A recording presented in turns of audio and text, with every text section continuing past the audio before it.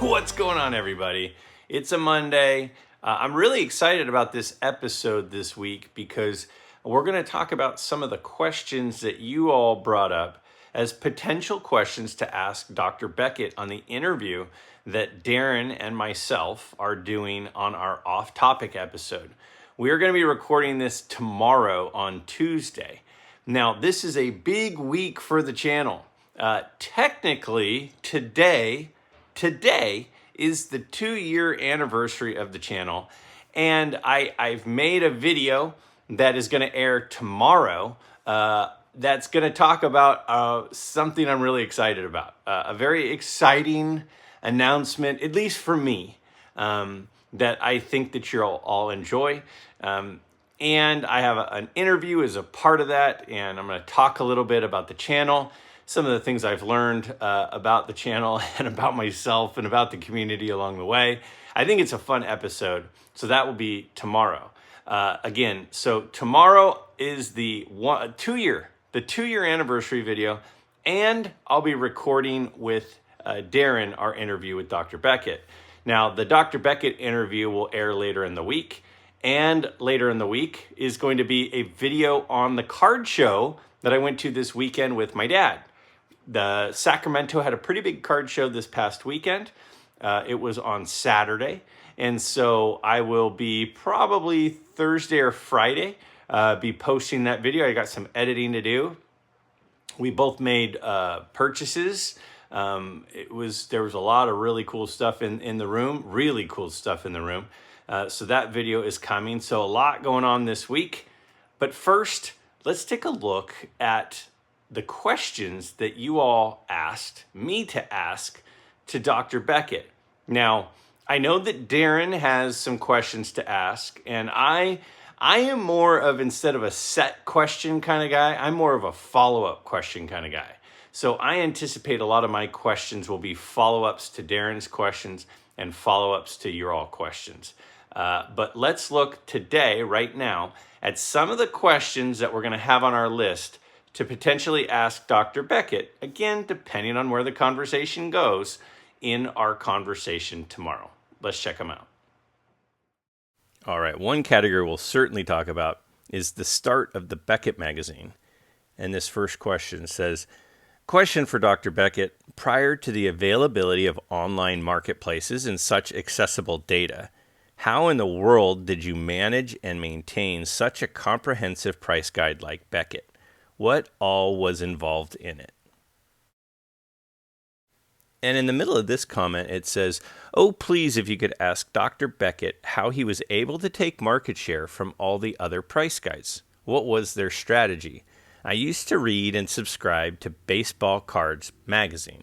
They were pretty good too, but less accurate than Beckett, I guess. All right, so most of us, the overwhelming majority of us, know of Dr. Beckett from the Beckett Monthly Price Guide, the one that we all used as the price guide, 20 years ago until, more than 20 years ago, 25 years ago, until very recently. And what's going to happen, I have no doubt, is we'll at least set the stage by asking him some of these general questions about what did that entail? How did it start? Why did he start it? How did he collect the data? Now, I know if you listen to Dr. Beckett's podcast, he has a podcast that he usually posts at least a couple of videos or episodes. His aren't videos, they're audio. And he does post them to YouTube as well. But there's no doubt that we'll be talking about this. And I know that in some of his episodes on his podcast, he's mentioned those, but some of us maybe haven't seen those, or it's always fun to just kind of hear from him how it all unfolded, how the Beckett Magazine unfolded. Now, I will tell you that by trade, he is a statistician. He was a college professor of statistics. So collecting data, analyzing data, finding the reliability of data is his thing. That is his background.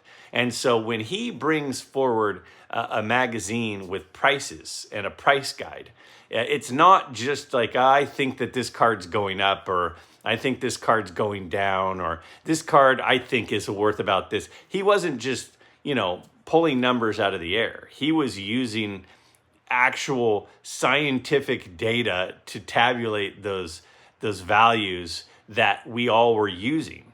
And I know he had a team of people, and I'll let him explain that whole process along the way. Again, I know Darren has a question in this area, which will also be presented. But today, again, I want to focus on the questions that you all brought up. As far as market share, it will be interesting to hear why he thinks that the Beckett Magazine became sort of the industry standard. There's no doubt that it was the industry standard. And he has talked about why he hasn't done a joint magazine. Because I don't know if any of you remember Tough Stuff. Probably a lot of us do. Tough Stuff had multiple sports in one magazine. His was sport by sport. And it started with baseball, and then, he branched out into some others. In fact, I have the first basketball Beckett. I have the first hockey Beckett. I know my dad has the first football Beckett. But those are like relics. The thing that is beautiful about Beckett magazines is they are like a time capsule. They are like, how sometimes if somebody turns 50, it'll say like when you were born, like those little pamphlets, and it'll say gas costs this much and eggs cost this much and the average car costs this much. It's like this snapshot in time. And that's the really cool thing about Beckett magazines, is they tell you where things were at that time. And, I know one of my Beckett's is from like 1986. And the Dwight Gooden 84 Fleer update card is like super expensive. But like a Sandy Koufax rookie was pretty much the same price, which is just crazy. But again, I think that shows how it's not a new phenomenon that the modern rookie, the hot rookie, the new players, the recency biased, that's not just happening now. It's not right now where suddenly the Joe Burrows are expensive. Somebody said recently, you always use Joe Burrow as your example. It's the one that pops into my head first. The Bobby Witt Juniors, the J-Rod, whoever the player may be. It's not just a new thing that those cards gain popularity and those values spike. Again, in 1986, an 84 Dwight Gooden Fleer update was selling for the same price as a 1955 Sandy Koufax rookie. And why is that? Is it because that's what Dr. Beckett thought the prices were? No, because that's what the market was showing. And that's what his statistical analysis was showing. Super interesting. We'll definitely dig into that topic with him. Let's take a look at the second topic that we'll bring up in this conversation. Another category we'll certainly cover is modern card collecting. And Larry says, my question for Dr. Beckett is, it shows, why do you love the bargain dollar boxes so much? And what do you search for and emphasize in your quest?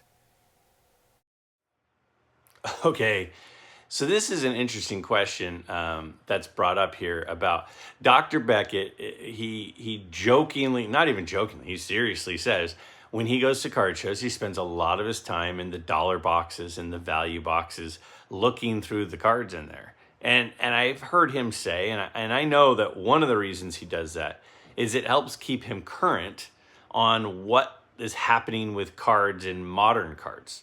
And I'd be interested to hear more specifically what that looks like.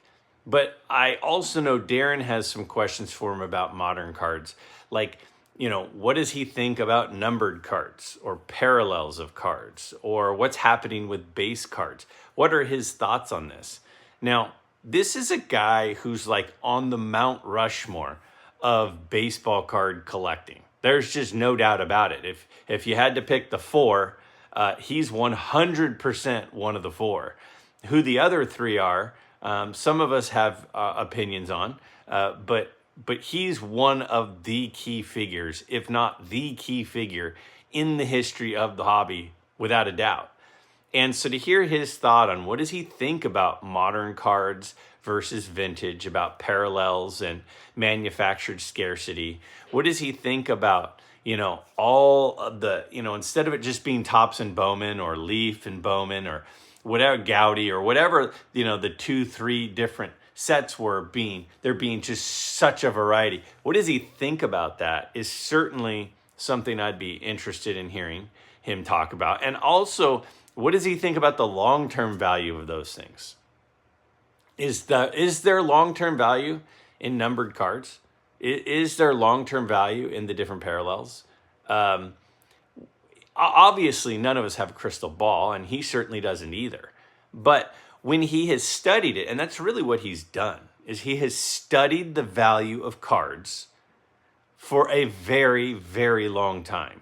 And I mean, literally, and I think I said 25 years earlier. I think his magazine started in about 85-ish, 84, 85.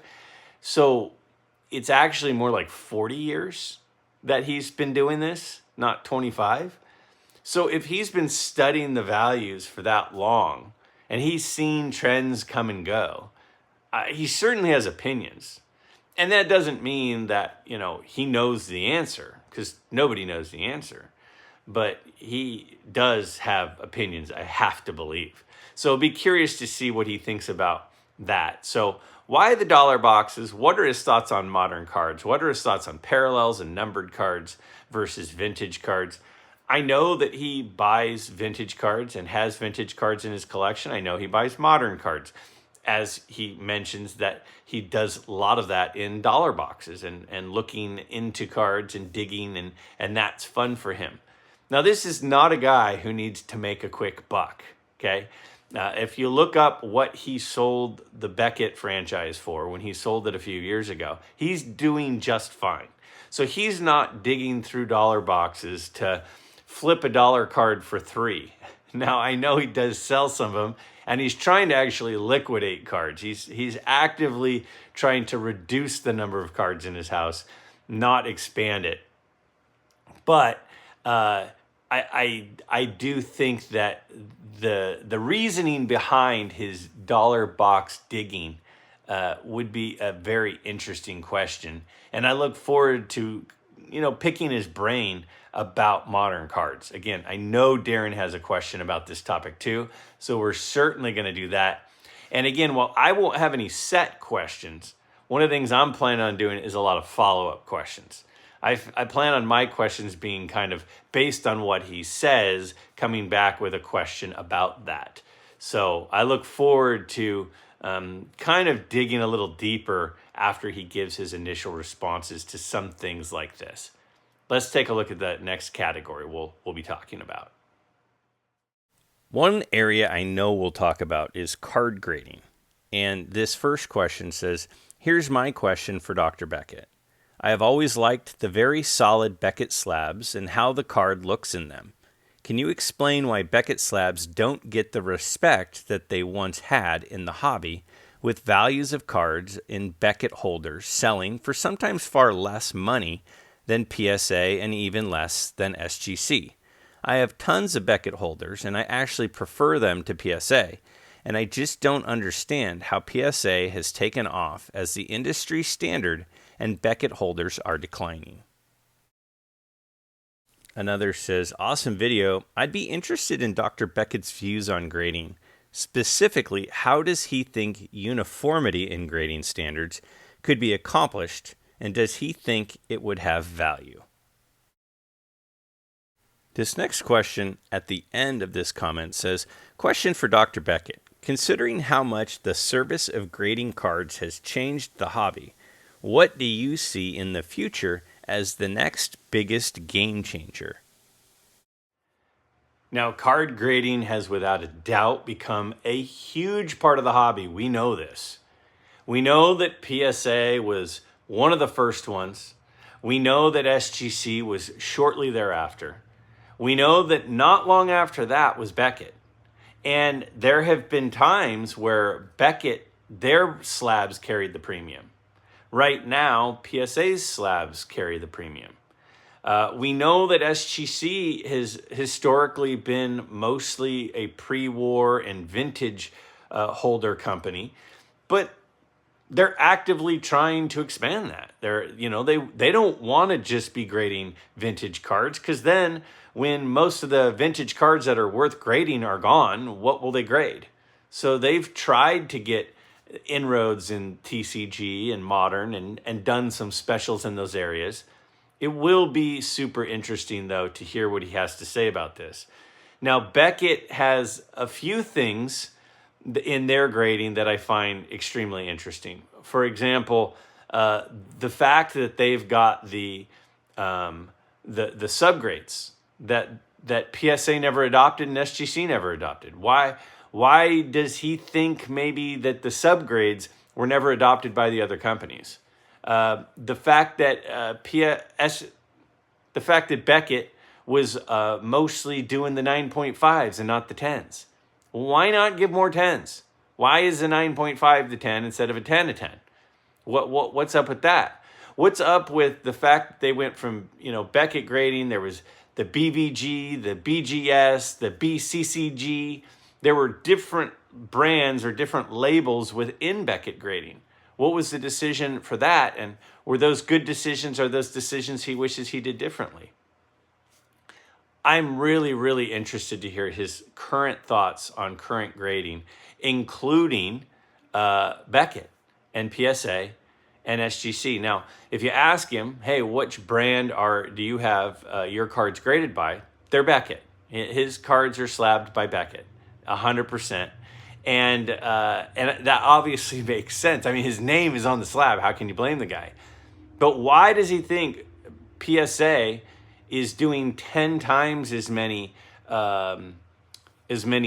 grading each month than the next highest company? And the fact that Beckett is so much lower than PSA and SGC. What does he think about PSA purchasing SGC? What does he think about the future of Beckett grading? Does he think that there should be a merger, could be a merger, would be a merger? What are his thoughts on maybe Fanatics buying out Beckett? What does he think about the fact that PSA is putting a new facility in Texas, which is the same place that Beckett's headquarters are? What are his thoughts on all of those things? Are things that could come up and probably will come up. Grading has become such a big part of the hobby, as we know, whether we like it or not. And there are people who hate it. There are people who love it. There are people who love PSA and love SGC and love Beckett and everything in between, right? But what are his thoughts on it? Having been a part of it, having been in the room making the decisions, I'd be really, really curious to hear his thoughts on everything having to do with grading. This next category is about what are some iconic cards, dream cards, thoughts of those from Dr. Beckett. The first one says, "Hey Greg, great video. I would ask Dr. Beckett which 5 or 6 players he would collect if he was starting from scratch." Another question says, "Great stuff, Greg. I'm excited to see the conversation with Dr. Beckett. A question I'd love to hear him answer is, in your opinion, what are the top 5 most iconic vintage non-baseball cards in the hobby? Whenever I hear the question of most iconic hobby cards asked, almost always the person answering the question selects exclusively baseball cards in their top 5, with the exception of maybe the 86 Fleer Jordan every now and then. I'd be very curious to hear Dr. Beckett weigh in on his choices for most iconic cards outside the sport of baseball. Thanks for considering my question, and I look forward to the interview." All right. What does the guy who probably is familiar with as many cards as anybody think are the iconic cards in the hobby? I was asked this question last Wednesday in my Q&A, which, what is the face of the hobby? What card? And the question specifically talked about which baseball card? And then I went on to say that I thought, the Honus Wagner was a big one, but it was probably more the 52 mantle. If you're talking newer collectors or collectors kind of in the midlife type collectors, it might even be the 89 Upper Deck Griffey. And then I said, but if you're talking about younger people, it might be the Trout rookie. And then people just absolutely beat me up and said, what about the Jordan? What about, these other sports? And I was like, but I thought it was a baseball card question. So I love this question here because it goes into more than just baseball cards for him. Now, what does Dr. Beckett collect? My understanding is he collects just about everything. I mean, just about everything. It's not just baseball cards. It's any kind of sports cards. I don't know, however, if I've heard him talk much about non-sport vintage cards, like pirate cards, for example. No, probably not pirate cards, but you know what I mean. Some sort of political or inventor or important American figures, for example, might be something that he has opinions on.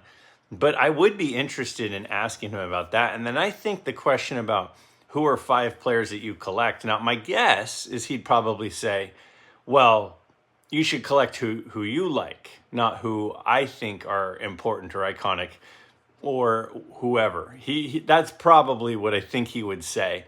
I know he's a big Clemente guy, so he would probably include Clemente. He would probably include Babe Ruth. I know those guys are, he has a strong admiration for.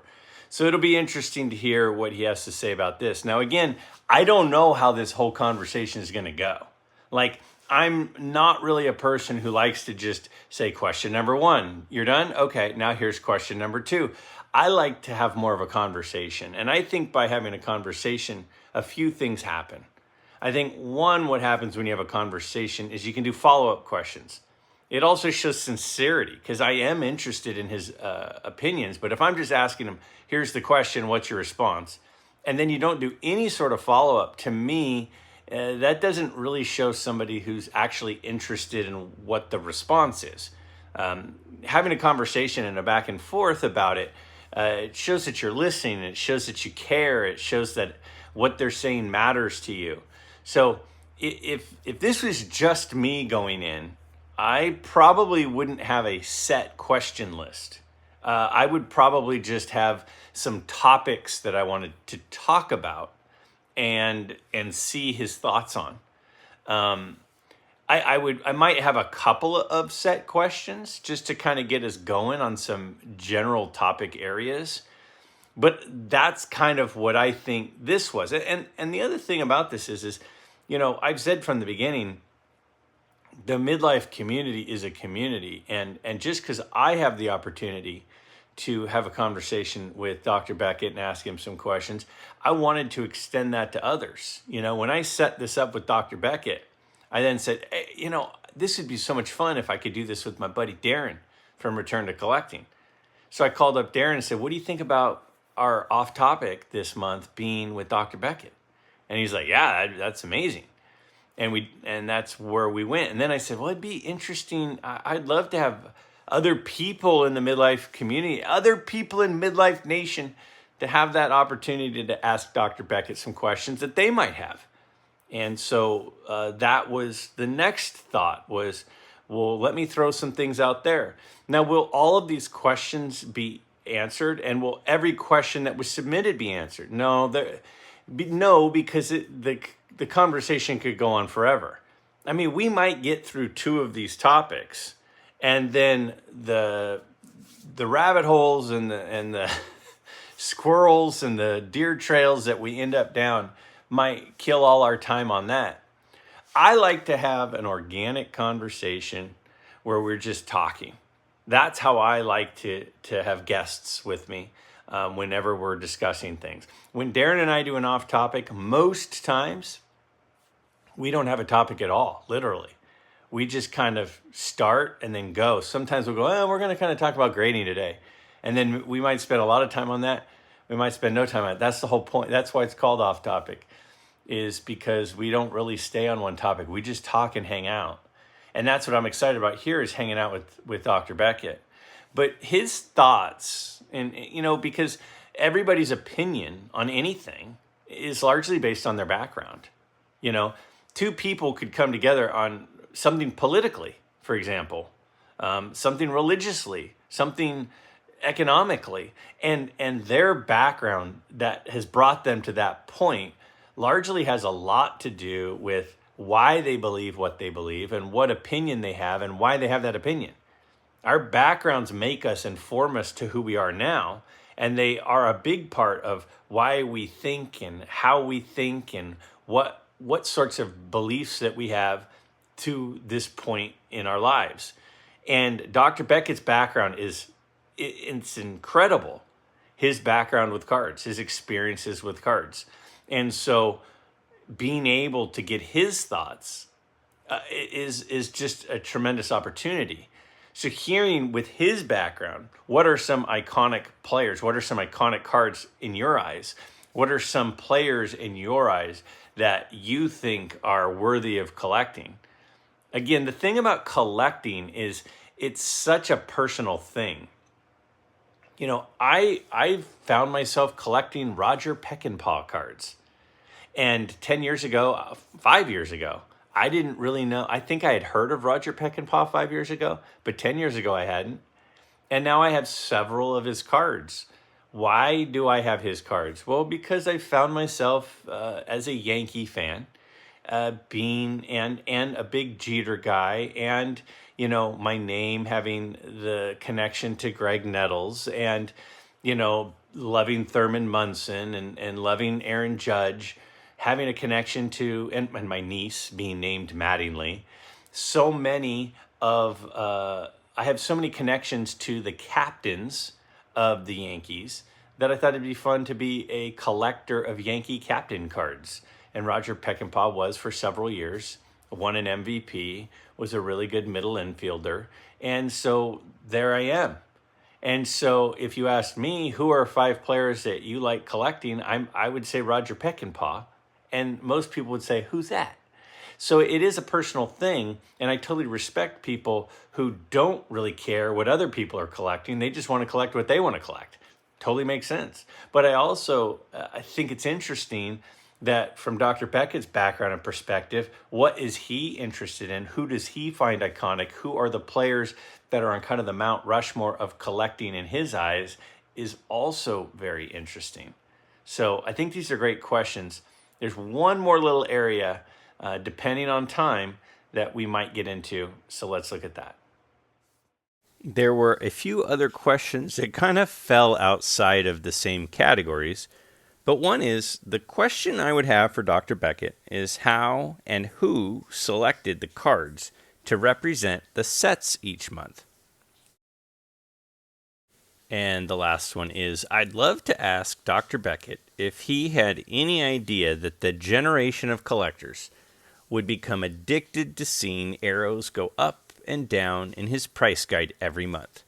If he did, would he change it? If not, what are his thoughts on that being the case? These are fun questions. We really did all get addicted to that up and down arrow. I mean, if you were to say, what are the iconic symbols in all of sports card collecting? Someone might say, or images. People go, what are we talking about? Iconic images? Well, how about that rated rookie? That's a pretty iconic symbol, isn't it? How about the rookie trophy? That's pretty iconic. And I think the up and down arrows on Beckett Monthly are up there as well. The ins and outs of, which pictures were used and the articles that were written, all of that is fascinating stuff. And it's one of the reasons I would encourage everybody to subscribe to Dr. Beckett's podcast, because he talks about all these sorts of things and he does lots of viewer questions. In fact, I would even encourage you to reach out to him, because he has viewer listener question Q&A stuff on his channel all the time. And throw some out there, and he might very well ask you to come on or at least answer them on his channel. It's going to be a fun conversation tomorrow. And again, I will be posting that later in the week, probably Saturday morning is when I think that by the time I edit it and get everything done, that I'll be able to get it up there for everyone to listen to. So that brings us to this coming week's question. This coming week's question, in the 2-year anniversary of the channel happening today/tomorrow, with the announcement I'm excited about tomorrow, here's my question for all of you for this week. What is the main reason that you collect sports cards? Why do you do this? Why are you in this hobby? Now, a lot of people would say, well, it's this and it's this and it's this and it's this. If you had to pick one reason, what's the one reason that you're the main, number one reason why you're in this hobby? I look forward to hearing your answers. I look forward to sharing my thoughts on that topic. Might surprise you. I don't know. I might be surprised by some of these answers, but I'm certainly excited and interested to hear what you all have to say. So share your thoughts on that below. What is the main reason that you collect sports cards? Fun week ahead. We got a card show video. We got a big announcement video tomorrow. We got the Dr. Beckett interview later in this week. And then we got a regular Wednesday Q&A. Great week ahead. Thanks to everybody for your support over the last 2 years. And I'm looking forward to doing this for quite some time.